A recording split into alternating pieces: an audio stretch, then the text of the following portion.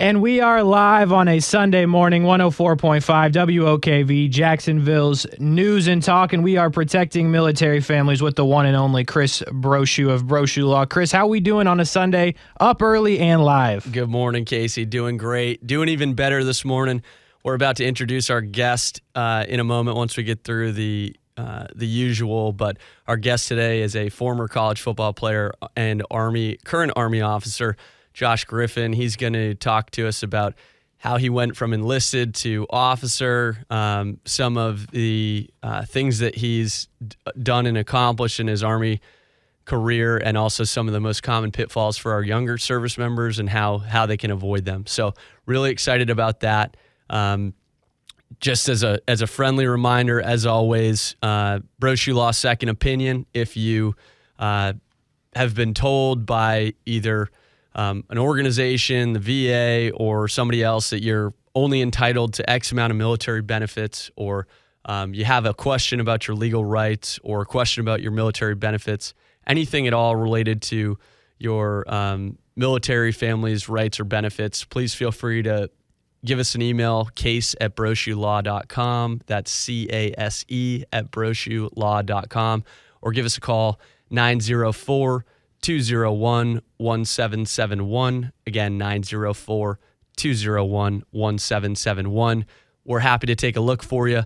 If we find something that we believe you're leaving on the table and you and us decide to enter into a fee agreement, everything that we do for our military families and consumers is on a contingency fee basis. So we don't require any money up front. There's no fee unless you win.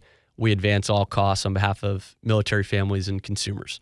With that being said, let's introduce Josh Griffin. Josh, are you with us? Yes, good morning. Thank you for having me. Good morning. I know that it's 4:30 your time. You're out in Colorado, so I really appreciate you joining us. Tell us a bit about your service history. So you've been in the Army now, serving for 16 years? Yes, that's right. So I first started off I enlisted in 2006. And from there, I served with the 160th Nightstalkers, ISOR. And then I spent the last moments of my enlisted side, meaning that I was from private to sergeant major. I was with the 10th Special Forces Group, wherein I actually joined the Green to Gold program with the Colorado State University to gain my degree, and here I stand an officer. Now, I don't want to jump the gun, but you're also the oldest ever Division I college football player, right? Yeah, that's what they tell me. What year did you join the CSU football team? I believe I was 32 years old when I actually stepped onto the field. Yeah. I bet you're in better shape than half the team, right? Running with all those young bucks.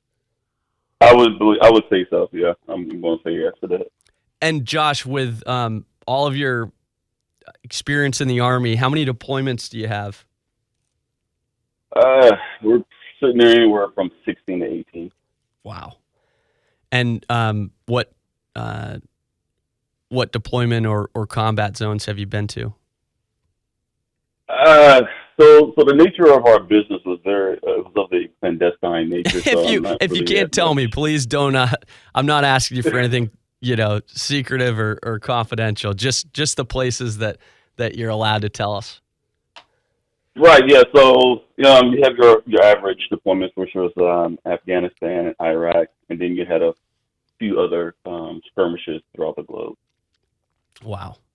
And tell us, so what happens for any of our listeners that are either enlisted, that are thinking about going officer, or maybe we have some listeners that are veterans. I know a lot of our listeners are veterans and some of their kids are in the military. What's one thing that an enlisted service member can do if they're looking to go, the officer track or do kind of what you did? How could they follow in your footsteps?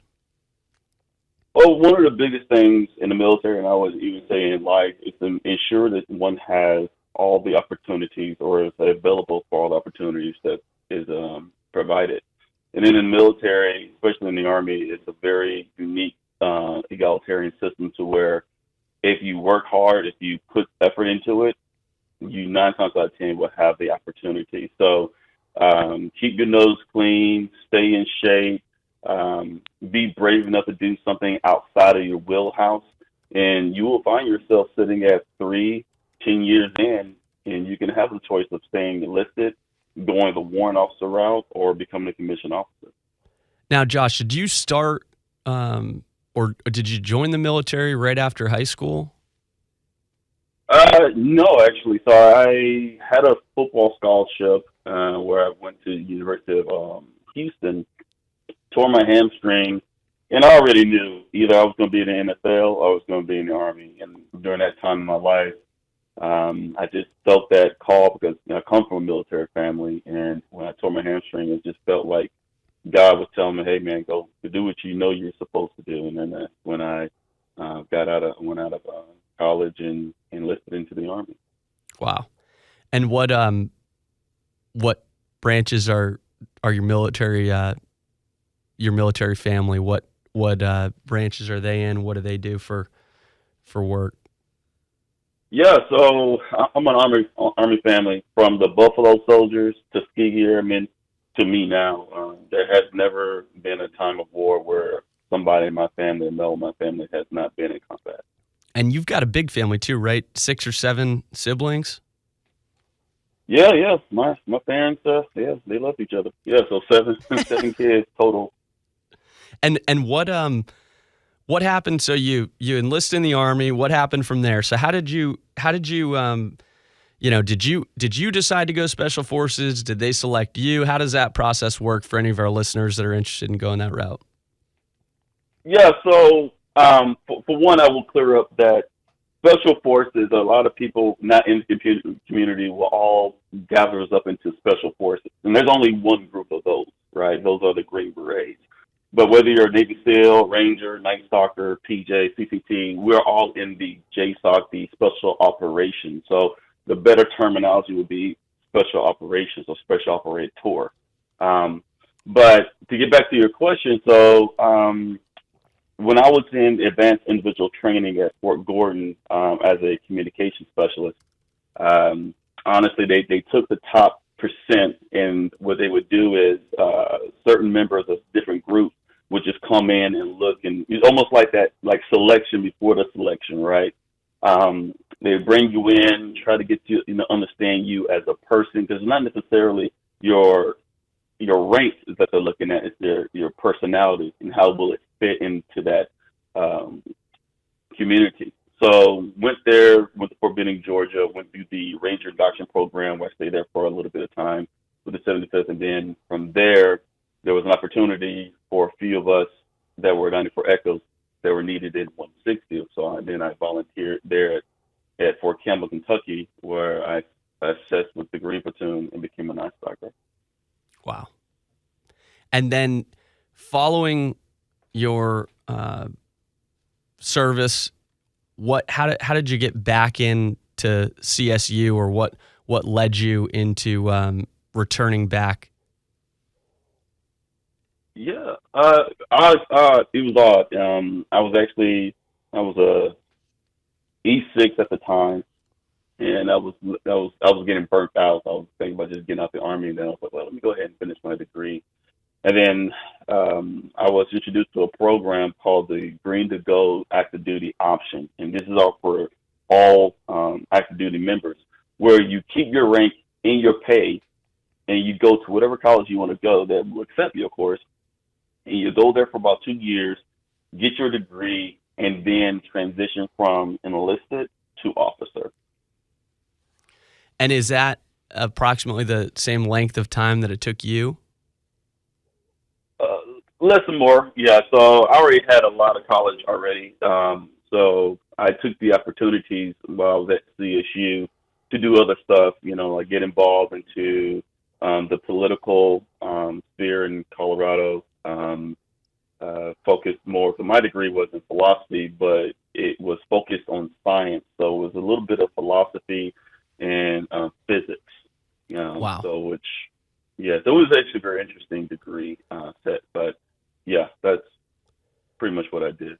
Now, I need you to break it down for a civilian, service member like myself. When you go from enlisted to officer, do you now go back as a Nightstalker and join back as an officer, or are you now in a different job? Like, what's the movement once you get out of CSU?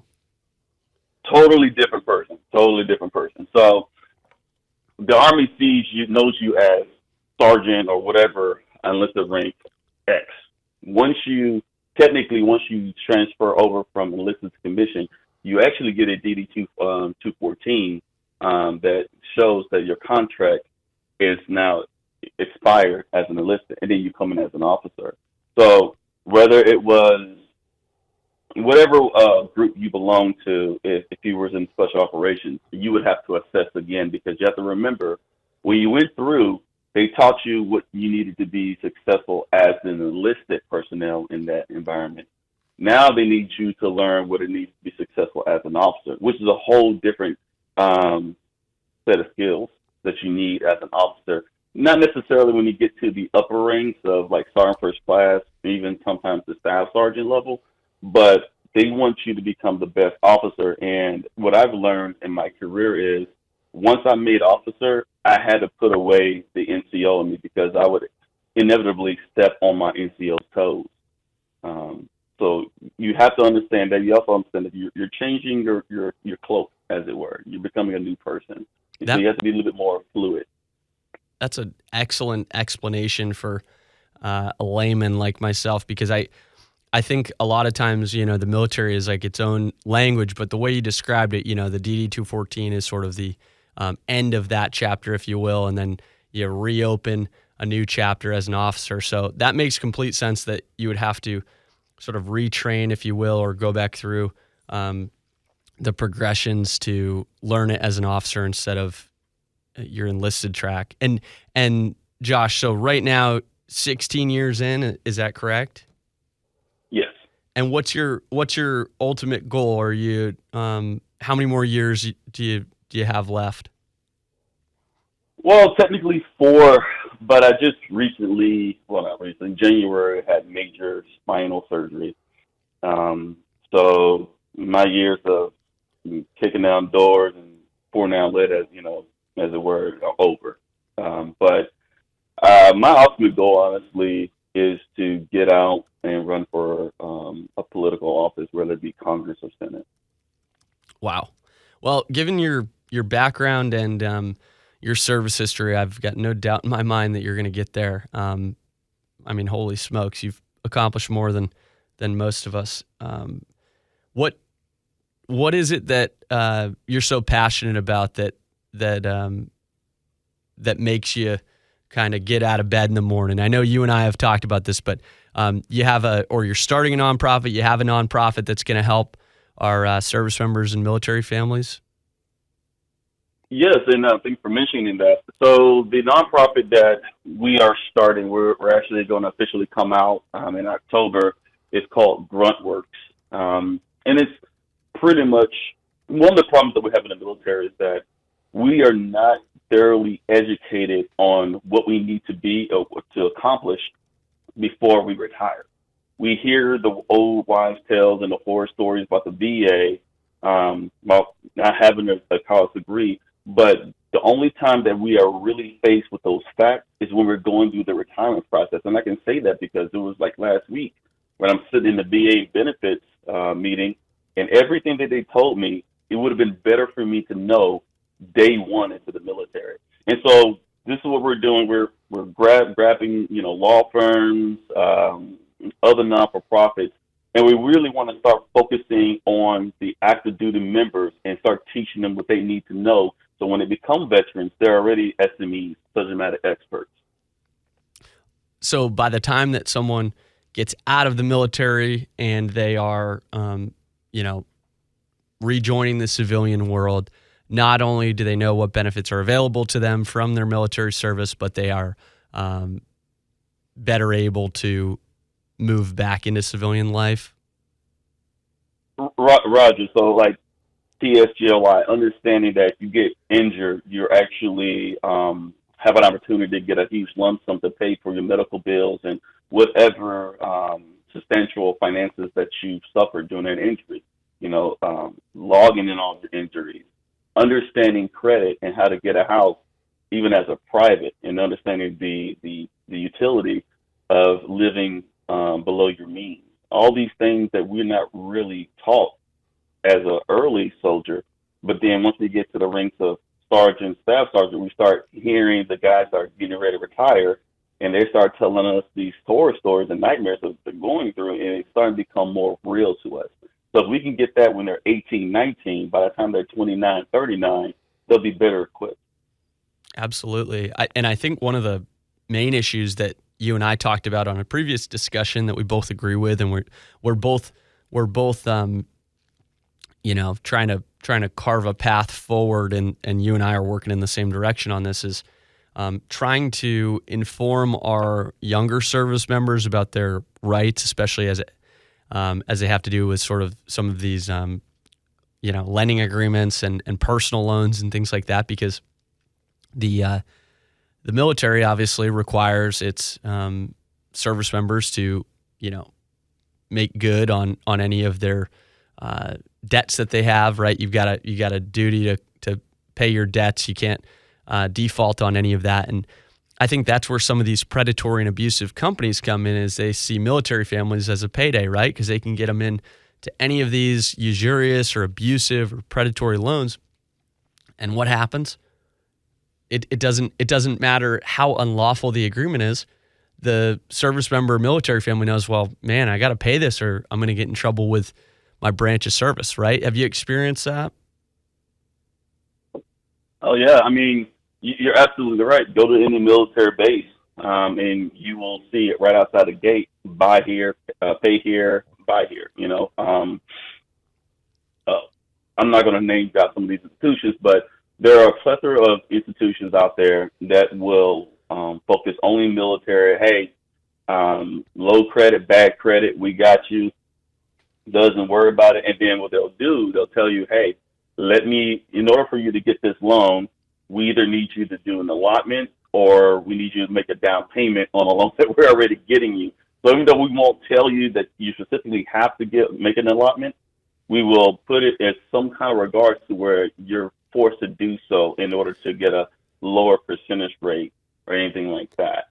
So, I mean, I can tell you right now from personal experience as a specialist struggling with his own finances, yeah, it was really easy for me to go into one of those loan shark places and get a loan. That way I didn't have to tell my leadership, hey, I need an AER loan, or Commander, I can't afford this because X, Y, and Z. There's a little bit of trepidation in the military when it comes to not being able to take care of your household.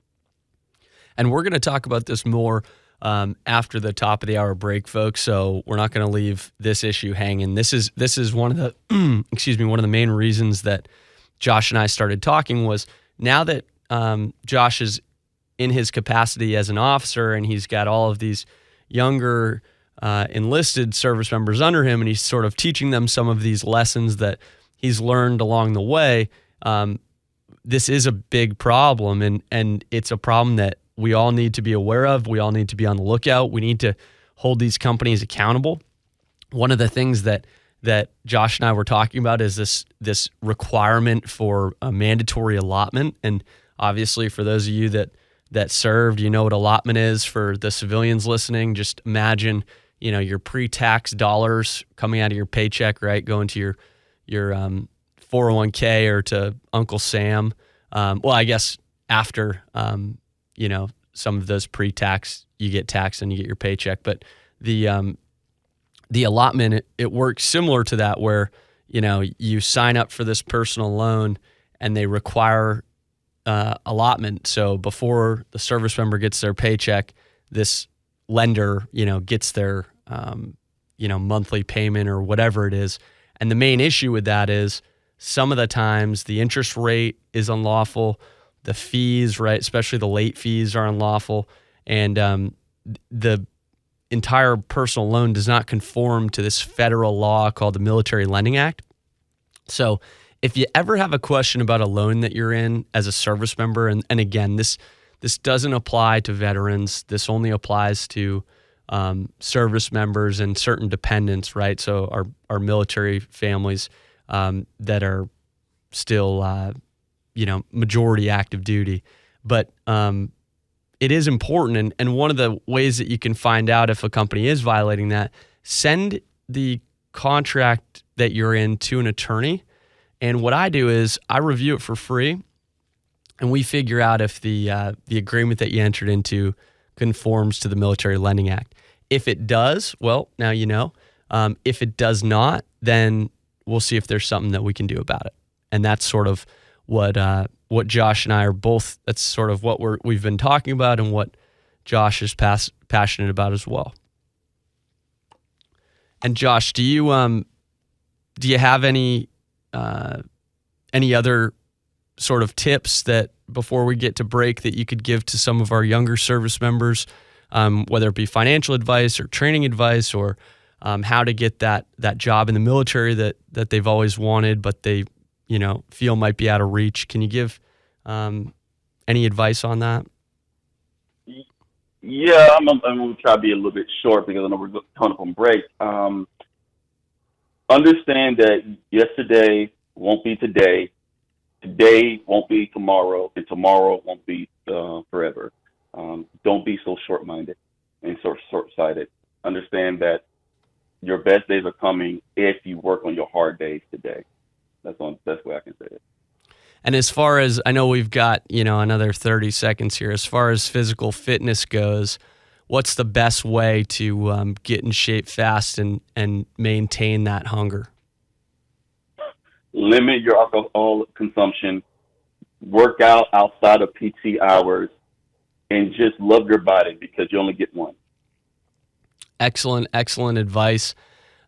Truly inspiring. We've got Josh Griffin here with us for the remainder of today's episode. Casey's going to take us to break, but if you have a legal question, please send it to us. If you have a question about your military benefits, case@brochulaw.com. Case@brochulaw.com. That's how you can get in contact with them, or 904-201-1771. We do hit a break, but stick with us. We got a lot more to do with Chris Brochu and with Joshua Griffin. They were giving you all the good information in the first half hour of the show. If you want to go back and listen, WOKV.com, or a video version of the show on Chris's website, thanks to Justin at Nova Productions. So look and listen to all of those resources, a lot of other resources on Chris's website that are valuable as well. Stick with us, though. More to do on the other side of the break. We are protecting military families on 104.5 WOKV, Jacksonville's News and Talk. We'll be right back.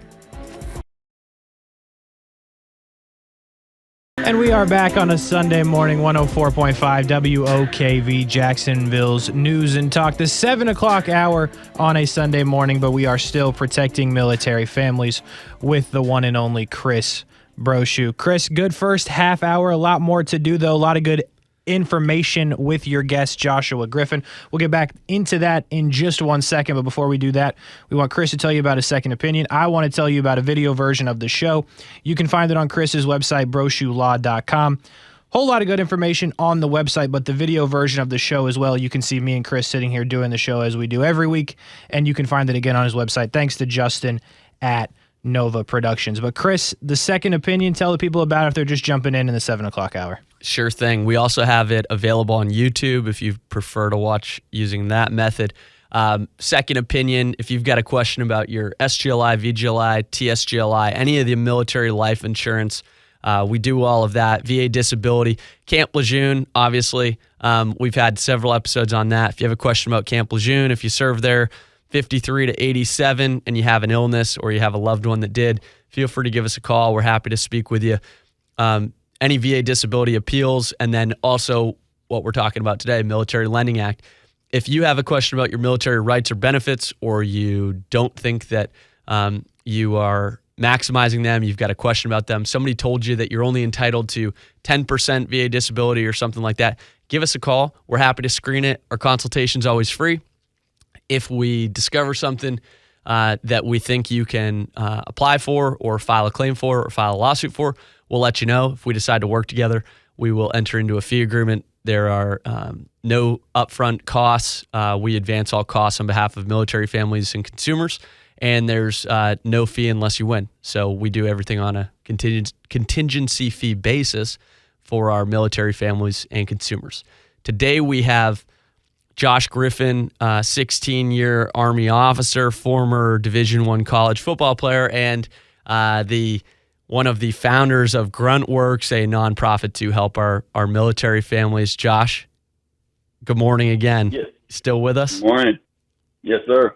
Excellent. So I know before the break we were talking about a number of different things, your background, how to go from enlisted to officer, your experience, some of the things that you learned throughout your time in the military. And I want to really get back to that. So if you could just tell the listeners what are some of the things that you teach some of our younger enlisted now that you're an officer or have learned through experience some of these common pitfalls of our younger service members.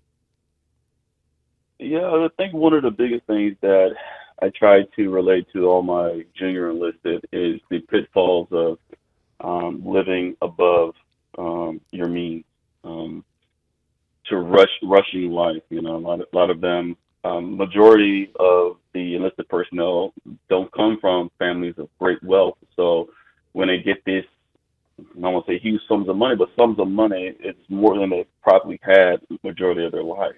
And so they go out and get the expensive cars, they go out there and get all the fancy clothes, and pretty much they go there and drown themselves in liabilities. And so I really tried to teach them the difference between assets and liabilities. And that makes sense considering your background, right? I mean, you've got a finance background. Well, through trial and error, I would say a finance background, because I was one of those junior Joes out there that saw that nice, Camaro that just came out back in 2006 or 7, whatever it was. It came back had a deployment, and had $40,000 in my pocket, and I was like, hey, I can afford this $3,000 down payment with, 22% interest, and guess what? We have a gap insurance on it as well, and I'm thinking I got a good deal, and no, not at all. And I was thinking from your time at CSU, I thought you said your philosophy and finance, but no, the practical experience. I want you to tell every story you can, because I think the more information we share, the more people know about their legal rights, the more people can be aware of it and not fall into the traps of some of these abusive and predatory companies. So I really appreciate you talking about some of these things, and I know our listeners do too. What are some of your experiences? So you talked about one, the high high interest rate on the car payment, the obviously high car payment. What are some of the other ones? Any experience with any of your enlisted service members with personal loans or predatory lending? Oh, man, there's so many to think about. I remember one soldier I had, he got a car from one of those auto loan places right outside the post, and what they did, they fixed the vehicle just enough to where it could run perfectly for like 5 miles. And as soon as he got it out the lot, the car just broke down on him. And he kept continuing trying to trade in his car, and he ended up having like a 2019, I think it's a Jeep Cherokee, 24% interest rate on his car. They didn't even check his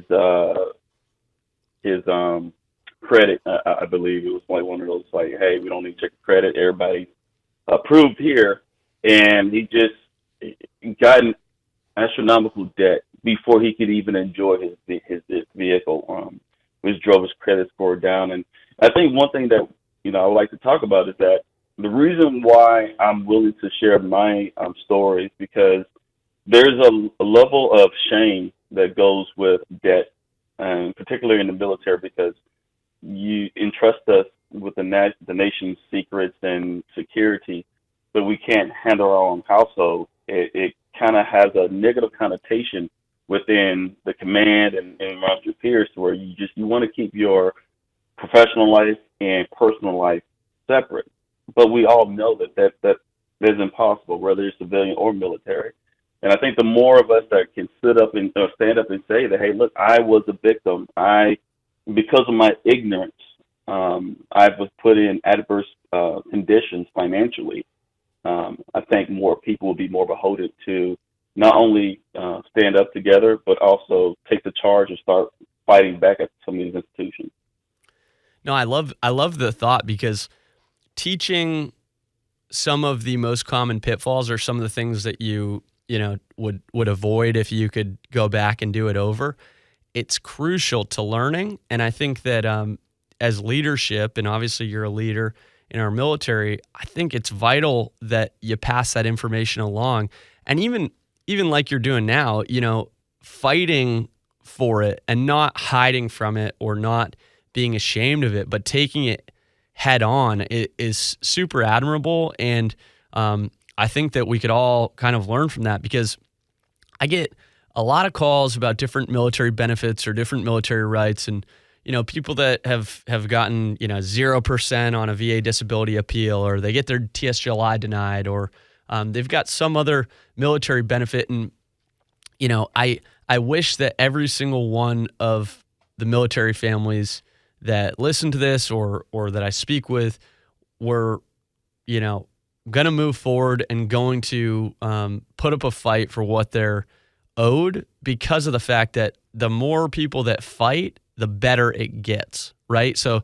the more people that know this information, the less that will fall victim or prey to these tactics that they find out later down the road. So not only can we avoid these bad actors and unlawful companies on the front end, but if somebody is victim to one of these predatory loans, well, here's how you get out of it, right? Because we know that once you're in one of these loans, I mean, it's seemingly impossible to get out of, right?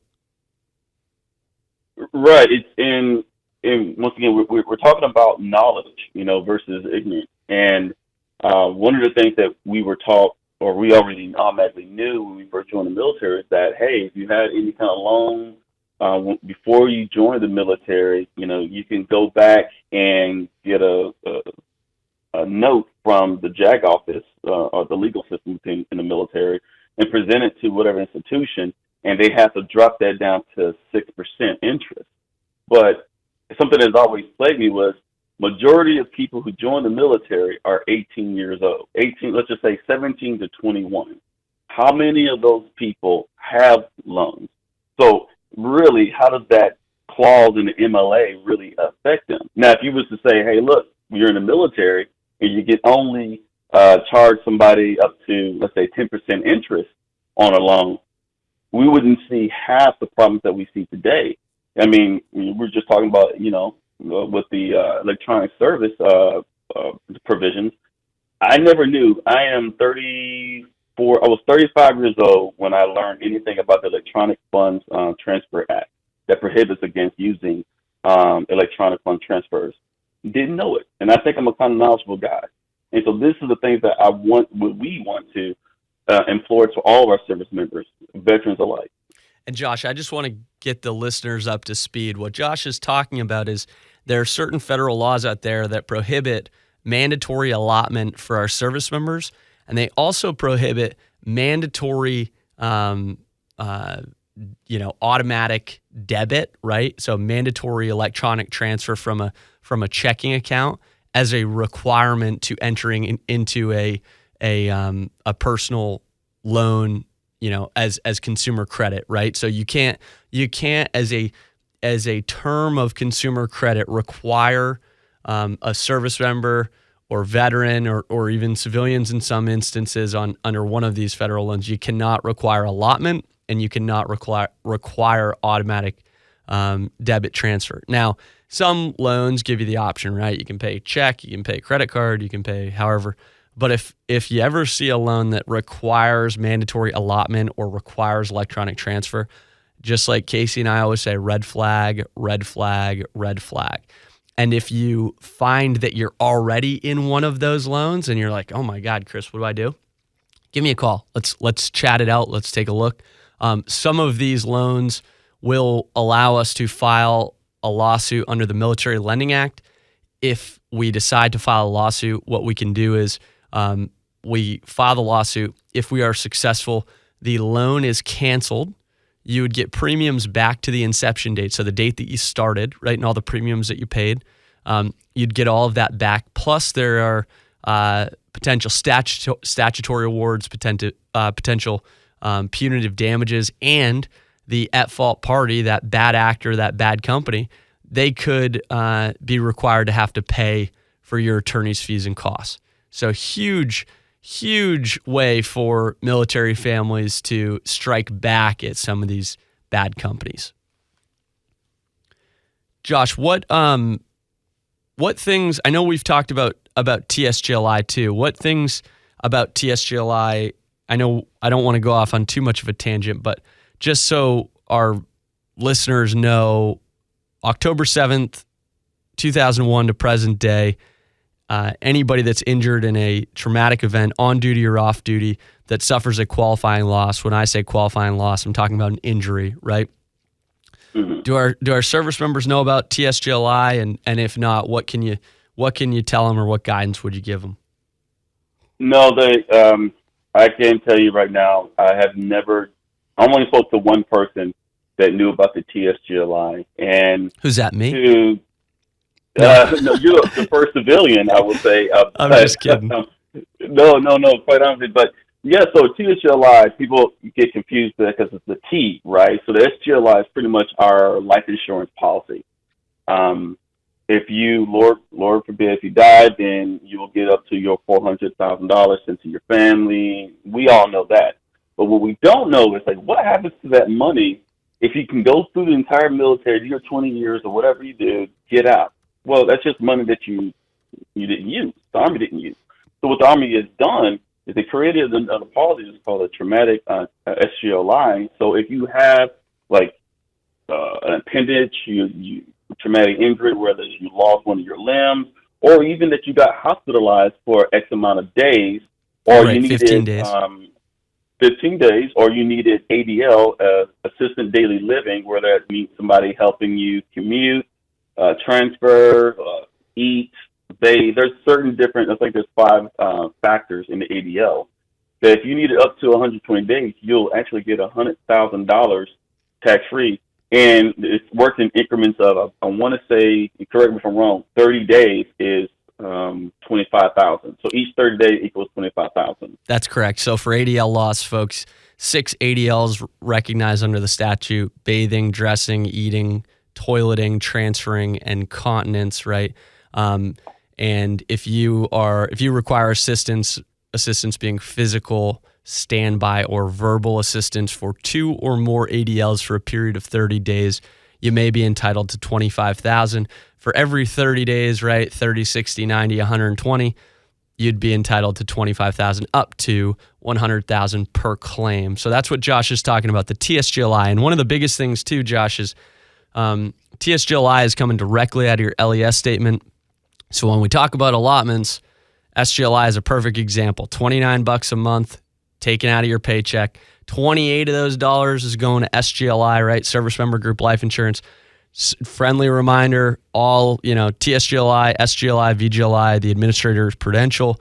Second largest group life insurance in the country. First largest is federal employee group life insurance. That's administered by MetLife.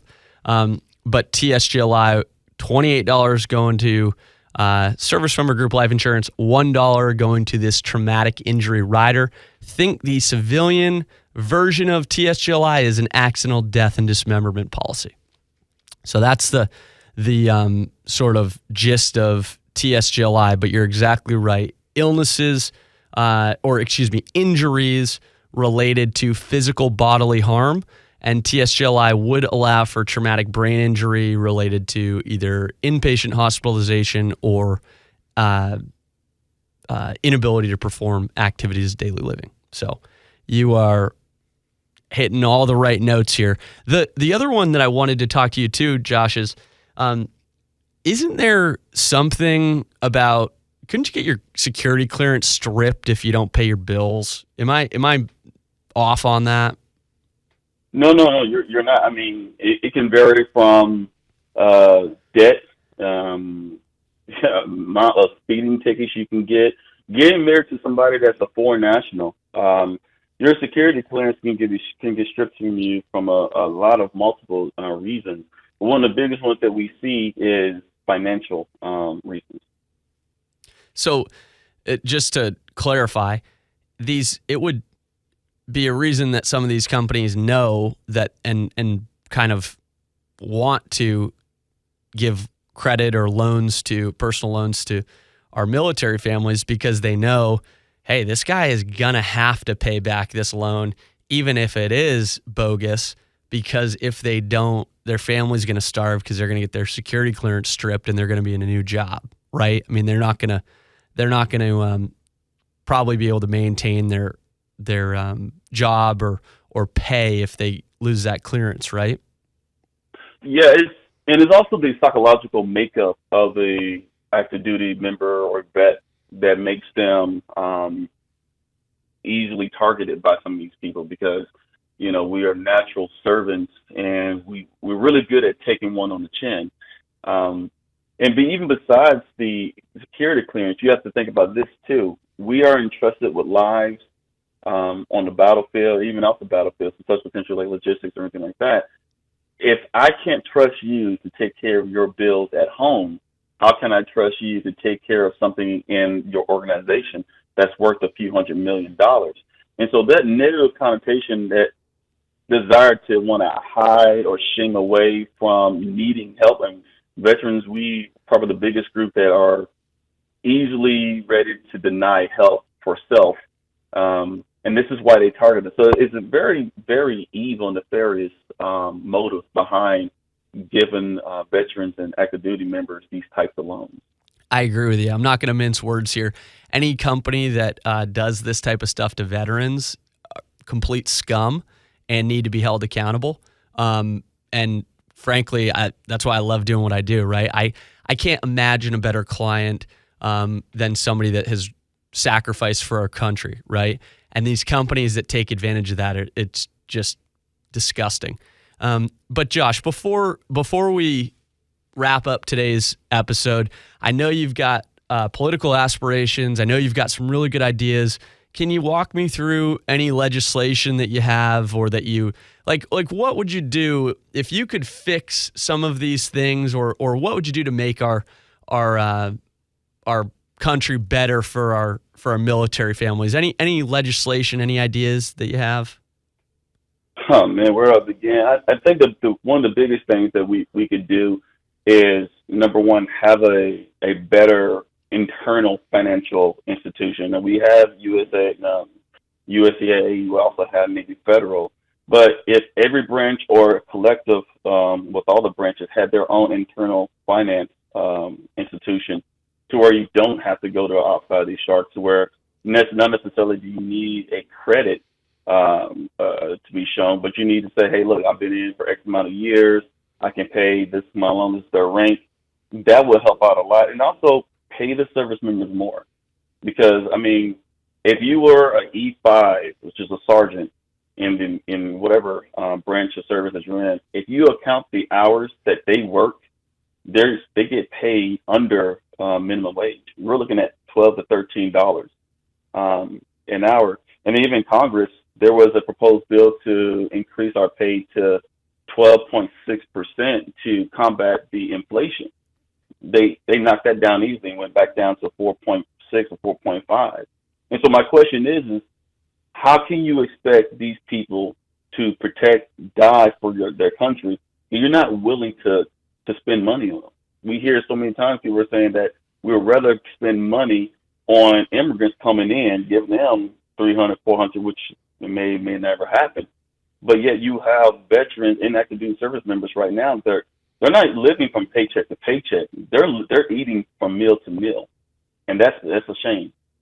Yeah, and I don't, again, I'm not gonna, comment on where some of these federal dollars are going. But one of the things I will comment on is that they're denying what I see as fundamental rights to our military families, fundamental benefits, right? I mean, if inflation's 9.5% and you give somebody a 4% raise, well, they just took a 5% hit, right? I mean, it's kind of a joke that these these things take so long to pass into law because of the fact that we've got military families that are, just sacrificing everything for our country, and they should be provided these basic rights. And we're willing to give it out to everybody else, but for some reason, and I think it's because our military, like you said, they take one on the chin. But I think we're getting close to wrapping it up here